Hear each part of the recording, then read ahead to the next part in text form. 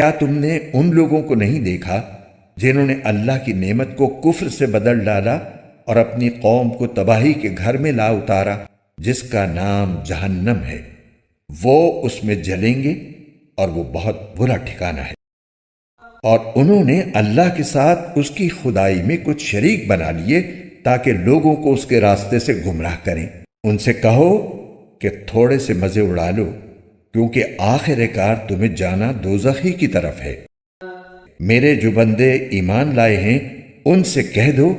کہ وہ نماز قائم کریں، اور ہم نے ان کو جو رزق دیا ہے اس میں سے پوشیدہ طور پر بھی اور اعلانیہ بھی نیکی کے کاموں میں خرچ کریں،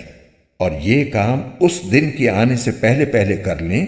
جس میں نہ کوئی خرید و فروخت ہوگی نہ کوئی دوستی کام آئے گی۔ اللہ وہ ہے جس نے آسمانوں اور زمین کو پیدا کیا اور آسمان سے پانی برسایا، پھر اس کے ذریعے تمہارے رزق کے لیے پھل اگائے،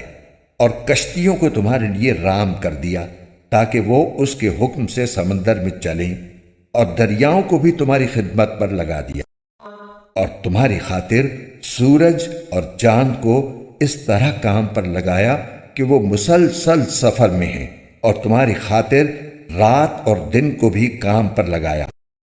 اور تم نے جو کچھ مانگا اس نے اس میں سے جو تمہارے لیے مناسب تھا تمہیں دیا، اور اگر تم اللہ کی نعمتوں کو شمار کرنے لگو تو شمار بھی نہیں کر سکتے۔ حقیقت یہ ہے کہ انسان بہت بے انصاف، بڑا ناشکرا ہے۔